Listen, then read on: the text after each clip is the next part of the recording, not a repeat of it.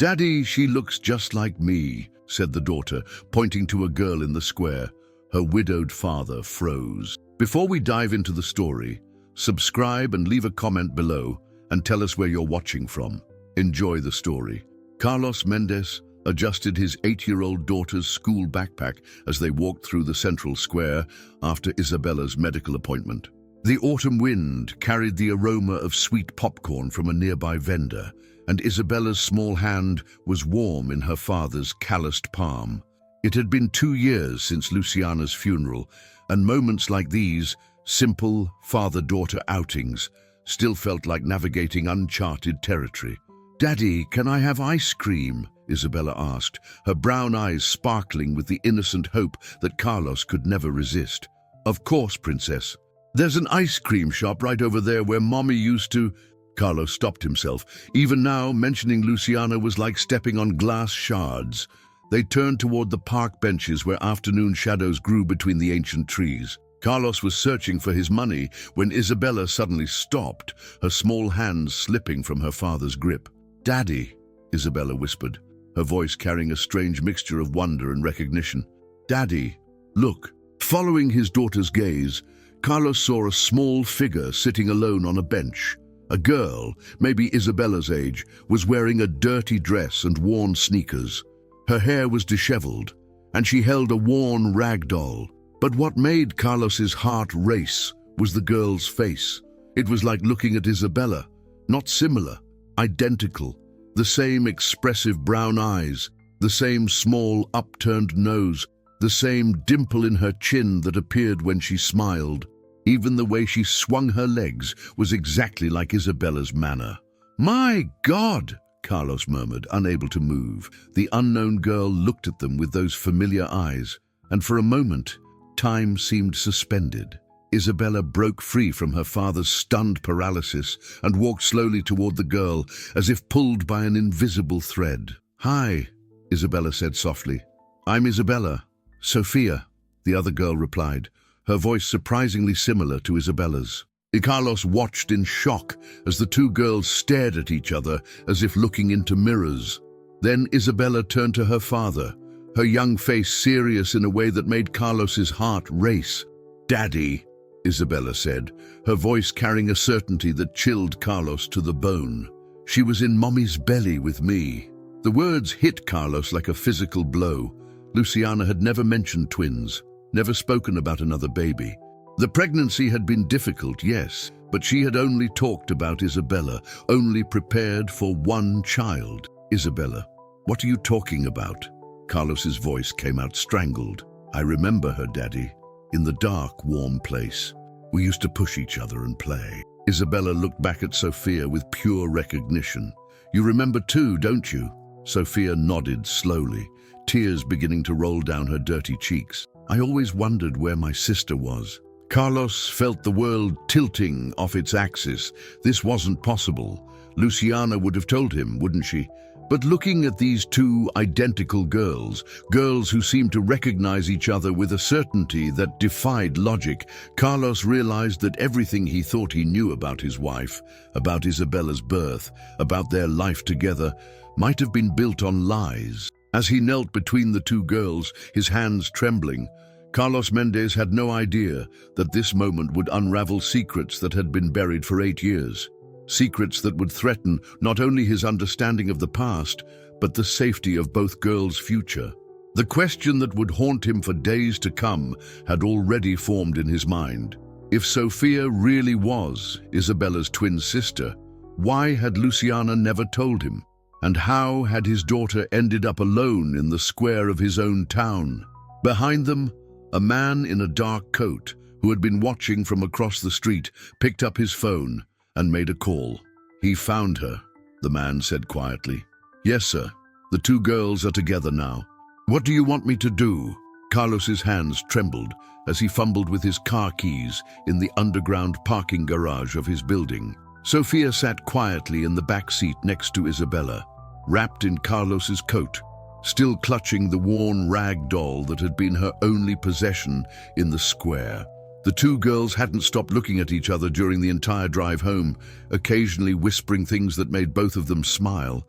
inside jokes from a shared memory that seemed impossible. "Mr. Carlos," Sophia said softly as they rode the elevator to the 10th floor, "why did my mommy give me away?" The question cut through Carlos like a blade. He knelt at Sophia's eye level, searching those familiar brown eyes for answers he didn't have. "I don't know, sweetheart, but we're going to find out, okay? You're safe now." Inside the apartment, Carlos's mind raced as he watched Isabella show Sophia around their home. Every gesture, every expression, every laugh was identical. Even the way they both wrinkled their noses when concentrating was exactly the same. This wasn't coincidence or wishful thinking. These girls were clearly twins. After settling Sophia in Isabella's room with some of Isabella's clothes and toys, Carlos retreated to his office and pulled out the metal box where he kept important documents. Luciana's medical records, birth certificates, insurance papers, everything from their 9 years of marriage. His hands shook as he spread the papers across the desk, searching for something, anything, that could explain what he had witnessed today. The birth certificate showed only Isabella's name. The hospital records mentioned a single birth. But as Carlos dug deeper, he found something that made his blood run cold, a receipt from a private medical clinic he didn't recognize, dated 2 weeks after Isabella's birth. The amount was substantial, $12,000. On the memo line, Luciana had written, "Final payment, services rendered." His phone buzzed with a message from an unknown number. They shouldn't have met. Some secrets are buried for good reasons. Keep the girl quiet or others will get hurt. Carlos's blood turned to ice. Someone was watching them. Someone knew about Sophia, about the twins, about whatever Luciana had hidden from him. He quickly deleted the message and went to the window, scanning the street below for anything suspicious. That's when he noticed the same dark sedan that had been parked across from the ice cream shop earlier, now stopped under the streetlight in front of his building. He closed the curtains and double-checked all the locks, his mind racing with possibilities. Who was threatening them? And what had Luciana done that required $12,000 in payment right after giving birth? From Isabella's room he could hear the two girls laughing together, and the sound broke his heart.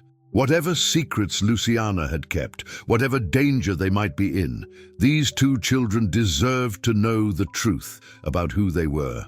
But first, he had to keep them safe. The next morning, Carlos called in to work for the first time in 3 years. He couldn't leave the girls alone, not with that threatening message burning in his memory. While Isabella and Sophia built elaborate Lego towers in the living room, working together with an intuitive synchronization that amazed him, Carlos continued his search through Luciana's belongings. At the back of her closet, behind boxes of winter clothes, he found something he had never seen before, a small leather diary with a lock. His hands trembled as he broke the small clasp with a screwdriver. The first entry was dated 7 months into Luciana's pregnancy. "The doctor says both are healthy, but I can only keep one." Carlos would never understand. "I see how he struggles with money, how he works double shifts just to pay the bills. 2 children would destroy us financially, emotionally. I have to make an impossible choice." Carlos's vision blurred as he read entry after entry, detailing Luciana's secret pregnancy with twins. She had been consulting Dr. Patricia Almeida at a private clinic, paying cash to keep the appointments off their insurance records. The entries painted a picture of a woman tortured by an impossible decision. "I met the Santos family today. They've been trying to have children for years. They can give one of my babies everything I can't. Private schools, college fund, a mother who doesn't need to work 2 jobs. But how do you choose which child to keep? How do you decide which baby gets the privileged life and which one stays with parents who can barely pay rent?" The diary entries stopped abruptly 2 weeks before the girl's birth, but Carlos found something else hidden between the pages. A business card for Almeida Adoption Services and a receipt for $40,000 with the notation, "Final placement fee, confidential arrangement." But if the Santos family had paid $40,000 to adopt Sophia, how had she ended up alone in the square? Carlos's phone rang, interrupting his thoughts. "Mr. Mendez, this is Detective Ana Silva from the Civil Police. We need to talk about the girl you took in yesterday. Can you come to the station? Is Sophia in trouble? She's just a child. Sir, the child you found isn't just a lost girl. She's been missing for 2 years, and the family that reported her missing, they've been looking for her since she disappeared from their adoptive home. Carlos's world tilted again. Adoptive home. But she was adopted by the Santos. Sir, I think you'd better come here. There are things about this case you need to know. When Carlos hung up the phone, he realized that Luciana's diary had revealed only the tip of the iceberg.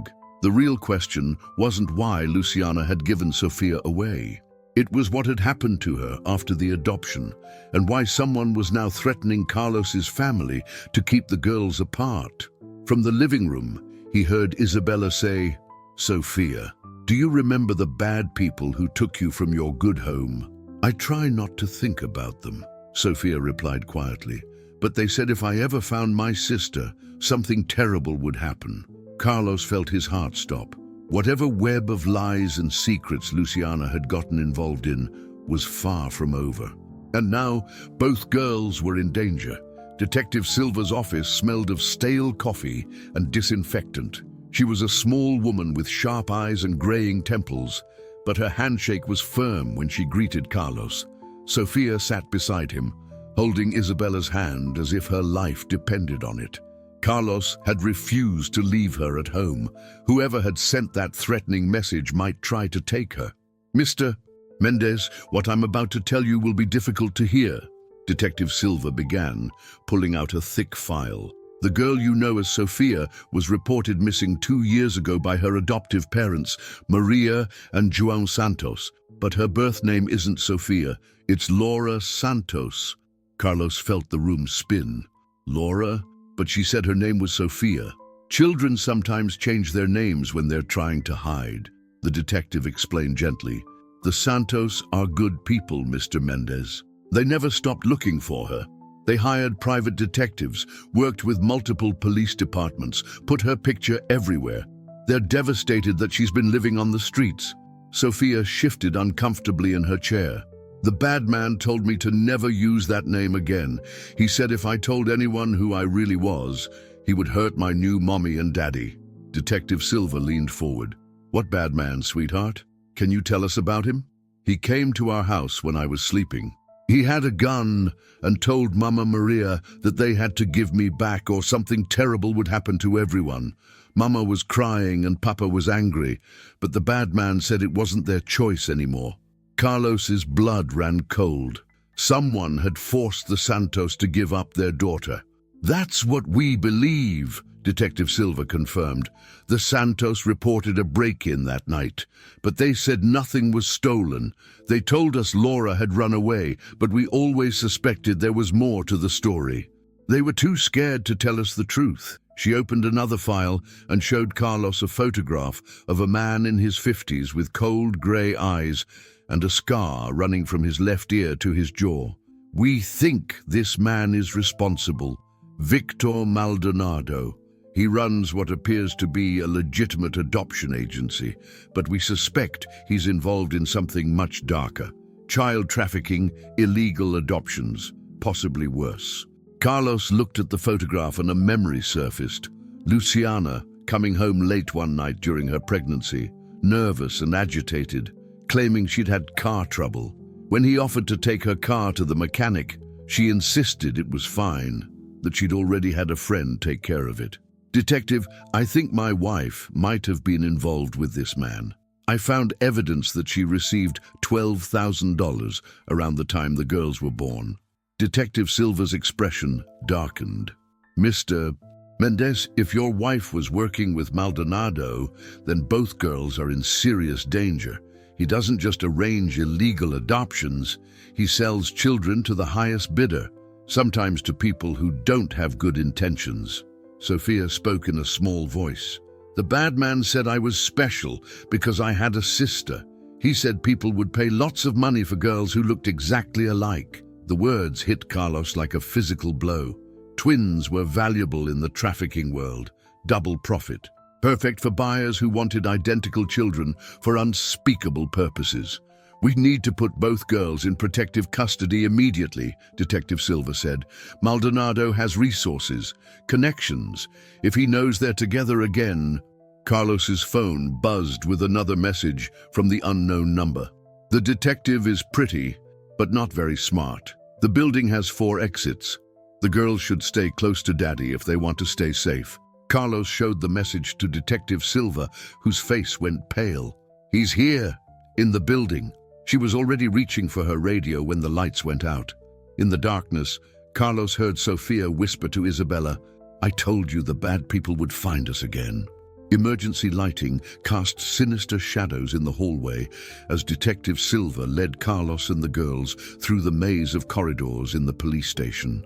Her hand rested on her weapon, and she spoke in quick, hushed tones into her radio, calling for backup units and requesting status reports on building security. "Elevators are down," she muttered, pushing open the door to the stairwell. "We'll have to go down through the back exit." The sound of their footsteps echoed in the narrow concrete stairwell as they descended. Carlos carried Sofia, while Isabella held tight to her father's jacket. The girls hadn't said a word since the lights went out, but Carlos could feel their terror. At the 3rd-floor landing, Detective Silva suddenly stopped, raising her hand for silence. Through the metal door, they could hear voices, men speaking in low, urgent tones. "Saw them go up to Silva's office. The boss wants them alive, but if they resist, eliminate the children and any witnesses." Detective Silva's face was grim as she signaled for them to continue down. But when they reached the 2nd floor, she stopped again. More voices from below. They were trapped. "There's a maintenance room on this floor," she whispered. "We can hide there until backup arrives." But when they opened the door to the 2nd-floor corridor, a man in a dark suit was waiting for them. He had the same cold grey eyes from the photograph Detective Silva had shown Carlos, and the scar running down his face made him look even more menacing in person. "Victor Maldonado," Detective Silva said, her weapon drawn. "You're under arrest." Maldonado smiled, and Carlos noticed he wasn't alone. 2 other men flanked him, both armed. "Detective Silva, always so naive. Do you really think a few cops are going to stop this? I own half the judges in this city, and the other half owe me favors." "The girls aren't going anywhere with you," Carlos said, surprised by the strength in his own voice. "Oh, but they are. You see, Mr. Mendez, these children represent a very specific investment. 8 years ago, your wife borrowed a considerable sum from my organization. She was supposed to deliver both girls to my clients, but she got sentimental and kept one. That debt, with interest, now stands at $160,000. Sofia whispered to Isabella, "He's the bad man I told you about. Luciana paid $12,000. I saw the receipt," Carlos said. Maldonado laughed. "That was just the down payment. She died before she could fulfill her contract. Now the debt passes to you. Of course, you'll never be able to pay it, so the girls will have to settle the account." Detective Silva stepped forward. "Over my dead body." "That can be arranged," Maldonado said casually. What happened next seemed to unfold in slow motion. Detective Silva lunged forward, shouting for Carlos to run. Gunshots echoed in the corridor. Carlos grabbed both girls and ran back to the stairwell, Silva's anguished cry following them. They burst through the stairwell door and ran upward, taking the steps 3 at a time. Behind them, Carlos could hear heavy footsteps and angry voices. They reached the roof access, and Carlos forced the heavy metal door into the cold night air. The police station roof overlooked downtown, 15 floors below. Police cars were arriving with sirens wailing, their red and blue lights painting the buildings in shifting colors. But Carlos knew backup wouldn't reach them in time. "Daddy, I'm scared," Isabella said. "Me too," Sofia added. And Carlos realized this was the first time the girl had called him Daddy. "Listen to me, both of you," Carlos said, kneeling between them as footsteps climbed the stairs behind them. "No matter what happens, you stay together. Your sisters and sisters protect each other, understand?" Both girls nodded, and Carlos felt his heart breaking. These two children, separated by lies and greed, had found each other against all odds. He wouldn't let anyone separate them again. The roof door exploded open and Maldonado emerged with his men, weapons drawn. But before they could reach the girls, Carlos heard something that made him smile. The sound of helicopter rotors above and a police negotiator's voice echoing from a loudspeaker below. "Victor Maldonado, you are surrounded. Release the hostages and come out with your hands up." Maldonado's face contorted with rage as he realized his escape routes had been cut off, but his expression changed to something even more dangerous when he looked at Carlos and the girls. "If I can't have them," he said, raising his weapon, "then no one can. Quick break. If you're eager to know what happens, imagine missing the next video. Subscribe and turn on notifications so you don't miss any stories." The helicopter's spotlight bathed the roof in intense white light as Maldonado and his men found themselves surrounded by snipers positioned on neighboring buildings. Detective Silva emerged from the stairwell, wounded but alive. Her weapon pointed at Maldonado as blood dripped down her sleeve. "It's over, Victor!" she shouted. "The federal police are here too. Your friends in court can't help you now." Maldonado kept his weapon pointed at Carlos and the girls, but Carlos could see the calculation in the man's eyes. He was looking for an exit, an angle to escape. That's when Sofia stepped forward, her small voice cutting through the tension. "You killed my mommy, didn't you?" she said to Maldonado. "My real mommy, Luciana, Isabella's mommy." Maldonado's eyes narrowed. "Smart girl, too smart for your own good." Carlos felt his world crumbling. What is she talking about? Luciana died in a car accident. "Your wife lost her nerve," Maldonado snarled. 8 years ago, she was supposed to deliver both girls to my clients. Instead, she tried to back out of the deal, threatened to go to the police, said she'd made a mistake, that she couldn't live with what she'd done.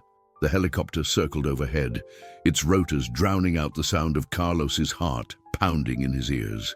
Detective Silva was signaling for backup, but Carlos barely noticed. The truth was unfolding in front of him like a nightmare. "Luciana came to me 2 years ago," Maldonado continued, "begging to buy back the girl she'd given away. Said she'd saved enough money to pay off the debt.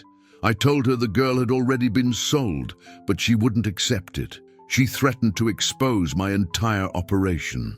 Sofia looked at Carlos with those familiar brown eyes, Luciana's eyes, and said quietly, "She tried to save me, didn't she?"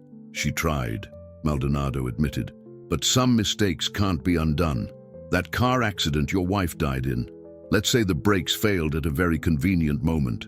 Carlos felt rage building in his chest like a physical force. Luciana hadn't died randomly. She had been murdered for trying to save the daughter she'd given away. The woman he loved, the mother of his daughters, had been killed because she tried to do the right thing. "You bastard," Carlos whispered. "Daddy, don't," Isabella said, grabbing Carlos's arm. "The bad man wants you to get angry. That's how he wins." Out of the mouths of babes, Carlos looked at his daughter, at both of his daughters, and realized her innocent wisdom was right. Maldonado fed on fear and anger, but these girls had survived 2 years of separation, life on the streets, and unimaginable trauma, and still had found their way back to each other. They were stronger than any of the adults in this situation. Detective Silva's voice cut through the night air. "Victor Maldonado, you're wanted in connection with 23 cases of child trafficking, 18 cases of kidnapping, and now 2 cases of murder. There's nowhere to run." "There's always somewhere to run," Maldonado replied. But Carlos could hear desperation creeping into his voice. That's when the girls did something that surprised everyone on the roof. They walked forward together, hand in hand, and stood between Maldonado and the edge of the building, not as victims, but as witnesses. "You can't hurt us anymore," Sofia said, her voice clear and strong. "Everyone can see you now. Everyone knows what you did." "We're not afraid of you," Isabella added. "We found each other, and that's all that matters." Maldonado looked at the 2 girls, identical faces that should have been part of his dark commercial empire. And Carlos saw something flicker in the cold man's eyes. Recognition, perhaps that he had already lost the thing that mattered most: control. The sound of boots on the roof announced the arrival of federal police tactical units, and Maldonado's remaining men dropped their weapons and raised their hands. But Maldonado himself backed toward the edge of the building, his weapons still in hand. "This isn't over," he said, looking directly at Carlos. "There are others in my organization, people who know about the girls. You'll never be safe." "Maybe not," Carlos replied, putting his arms around both girls. "But we'll be together. And sometimes that's enough." When the federal agents moved to arrest Maldonado, Carlos realized that despite everything they had been through, the lies, the danger, the loss, something miraculous had emerged. His family was complete again. The sacrifice that Luciana had made, the pain of separation, the terror they had just endured, all of it had led to this moment when two sisters who should never have been apart were finally, permanently together. 6 months later, Carlos's apartment had been completely transformed. Where once there had been only one child's belongings, now there were 2 beds in the girls' room, 2 school backpacks hanging by the entrance, and the constant sound of laughter echoing through the corridors. Sophia, who had decided to keep the name she'd chosen for herself during her difficult years, was flourishing like a flower that had finally found fertile soil. Family therapy was helping. Dr. Marina Campos, a psychologist specializing in childhood trauma, had been working with them twice a week. The sessions weren't easy. Sophia still had nightmares about the bad men, and Isabella sometimes woke up in the middle of the night, worried that her sister might disappear again. But they were healing together. "Daddy, Sophia dreamed about Mommy last night," Isabella said during breakfast, spreading jam on her toast with the concentration of a surgeon. "She said Mommy was wearing a white dress and was smiling." Sophia nodded, stirring the cereal in her milk. "She said she was happy because we're together now, and that she loves us very much." Carlos felt a lump in his throat. Over the past months, both girls had begun having vivid dreams about Luciana. Dr. Campos explained it was a normal part of the grieving process, especially considering that Sophia had never had the chance to properly grieve for the biological mother she never got to know. "Do you think she knows you found each other?" Carlos asked, sitting at the table with his coffee. "Of course she knows," both girls said in unison, then laughed at the perfect synchronization of their responses. Moments like these still amazed Carlos. The connection between the twins was something that defied scientific explanation. They finished each other's sentences, sensed when the other was sad, even when in different rooms, and sometimes Isabella would wake up knowing exactly what Sophia had dreamed. The phone rang, interrupting his thoughts. It was Detective Silva. "Carlos, we have good news. Maldonado's trial started yesterday, and with all the evidence we've gathered, the prosecutor is confident he'll get life in prison. More importantly, they've completely dismantled his network. 23 children have been rescued and reunited with their families." Carlos felt a weight lift from his shoulders. "And the threats? You said there were others in the organization." "Most have been arrested or fled the country. Frankly, Carlos, I think you're safe now. Maldonado was the mastermind behind everything. Without him, the organization collapsed." After hanging up, Carlos looked at the girls, who were now building an elaborate Lego city in the living room, their heads together as they planned where to place the next tower. "Girls, how about we visit Mommy's grave today? It's been a while since we went there together." Sophia looked at Isabella, a silent conversation passing between them, then nodded. "Can I bring flowers for her?" "Of course. We'll stop at the flower shop on the way." St. Francis Cemetery was quiet on the Saturday afternoon, with only the distant sound of cars on the avenue and the chirping of birds in the old trees. Carlos walked between the graves with a girl on each side, each carrying a small bouquet of white daisies, Luciana's favorite flowers. The grave was simple, a black granite headstone with the name Luciana Santos Mendez and the dates of her birth and death. Below, Carlos had engraved, "Beloved wife and mother who lived and died for love." Now those words had an even deeper meaning. Sophia knelt first, placing her flowers at the foot of the headstone. "Hi, Mommy. It's me, Sophia.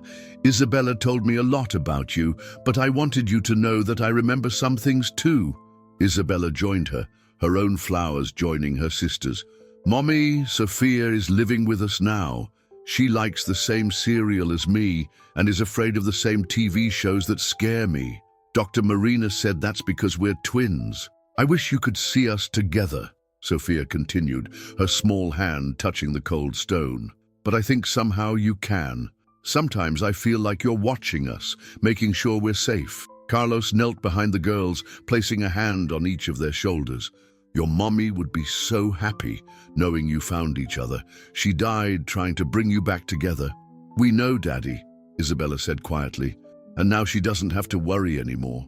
They stood in silence for a few minutes, each lost in their own thoughts.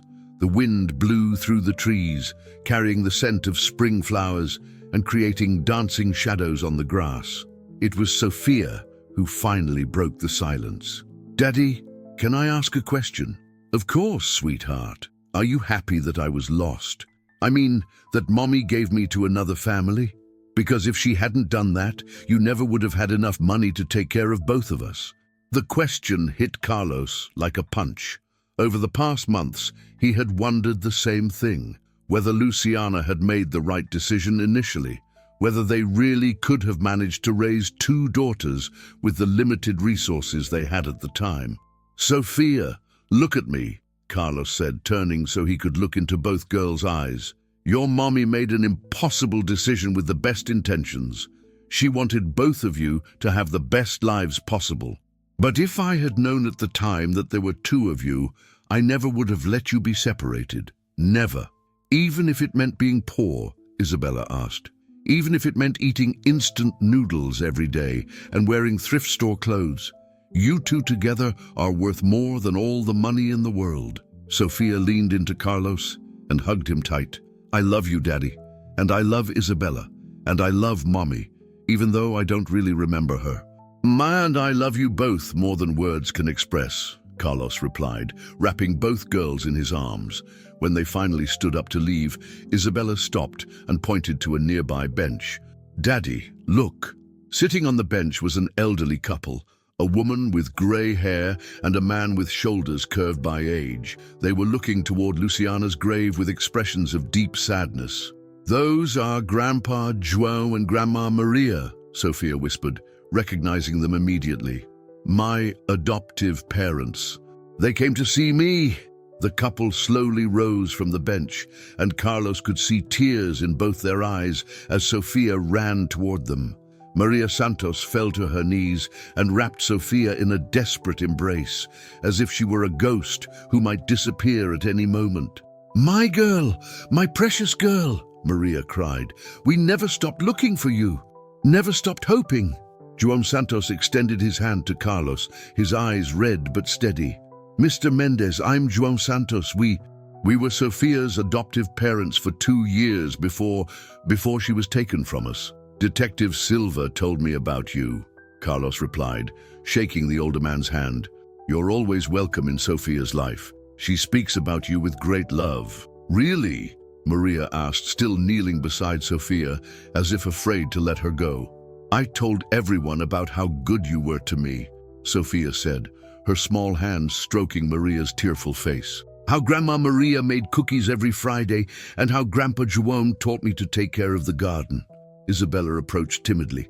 "Grandma Maria, Grandpa João, I'm Isabella, Sophia's sister. Would you like to meet our daddy properly and maybe come to dinner at our house?" Carlos felt his heart expand as he watched his family, because that's what they were now, a family, grow a little larger. The lies and secrets that had separated these children for years were finally being replaced by love, honesty, and true connections. "I think that would be wonderful," Carlos said, looking at Luciana's grave one more time. He could swear he felt a gentle breeze touch his face, like a ghostly kiss of approval. Epilogue. 5 years later, Isabella stood in front of the bathroom mirror, brushing her teeth, when Sophia appeared behind her. At 13, the twins had grown into beautiful, intelligent girls, still identical in appearance, but each had developed her own unique personality. Isabella was the extrovert, captain of the school volleyball team, always organizing sleepovers and group projects. Sophia was quieter, preferring books to crowds, but with a dry sense of humor that could make Isabella laugh until her stomach hurt. "Bella, you took my toothbrush again," Sophia said, crossing her arms. Oops, Isabella laughed, rinsing her mouth. "They're exactly the same. Just like us, but you don't see me brushing my teeth with your face." Carlos appeared in the doorway, adjusting his tie. At 45, he had a few more lines around his eyes, but they were laugh lines, not worry lines. "Girls, you're going to be late for school. And Sophia, your toothbrush is in the right drawer, remember? We marked them last week after Isabella's last accident." "It wasn't an accident," Isabella protested. "They really are identical." As the girls finished getting ready, Carlos looked out the kitchen window at the backyard, where Maria Santos had been teaching the girls to plant tomatoes the previous weekend. She and João had become an integral part of their lives, the grandparents the girls never had, but always deserved. The phone rang, and Carlos answered to find Dr. Marina Campos on the other end. "Carlos, I have some wonderful news. The article I wrote about the girls' case, about trauma, resilience, and the importance of family bonds, has been accepted by the Journal of Child Psychology. They'd like me to present the case study at next year's international conference." "That's fantastic, Dr. Campos. The girls will be thrilled to know their story might help other children. They've already helped more children than you know.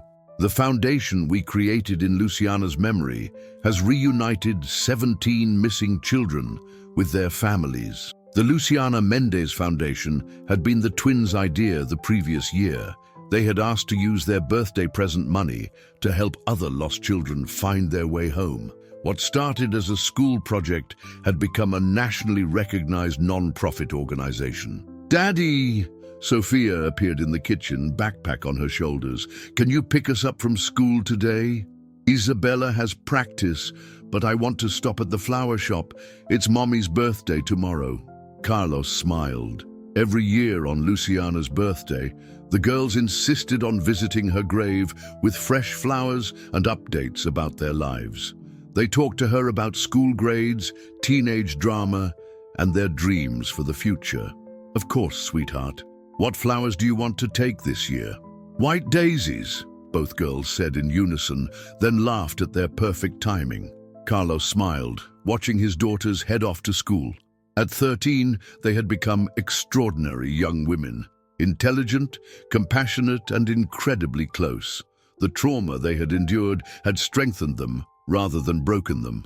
As he washed the breakfast coffee cups, Carlos thought about how strangely life could turn. 5 years ago, he was a widowed father struggling to raise one daughter alone. Today, he had an extended family that included not only his 2 daughters, but also loving adoptive grandparents, a network of dedicated professionals, and a foundation that was making a difference in other families' lives. Luciana would have been proud. His phone buzzed with a message from Isabella. "Dad, I forgot my science project. It's on the kitchen table. Sophia said you'd notice because we're telepathic." "Lol." Carlos laughed, grabbing the project and heading out to take it to the girls. When he passed by Luciana's grave on the way to school, he made a brief stop. "Hi, love," he said softly, touching the headstone. "The girls are growing up so fast. Isabella is becoming a natural leader, and Sophia has your intelligence and compassion. They found each other, Luciana. They finally found each other, and I'll never let anyone separate them again." And a gentle breeze blew through the trees, and Carlos could swear he heard a whisper in the wind, "Thank you." When he arrived at the school, the twins were waiting at the gate, still laughing about something Sophia had said.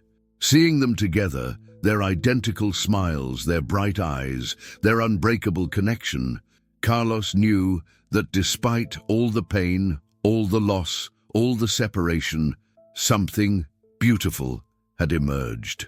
True love always finds a way home.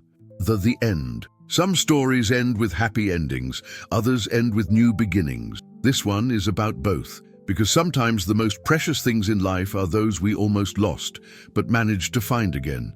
Wow, what a story, huh? Now I want to know, what scene moved you the most? Comment below. And look, if this video gets 1,000 likes, I'll tell you what happened to the twins 20 years later in an exclusive story. Subscribe, turn on all notifications, and share with that friend who loves a good story. See you tomorrow with another incredible story. Hugs.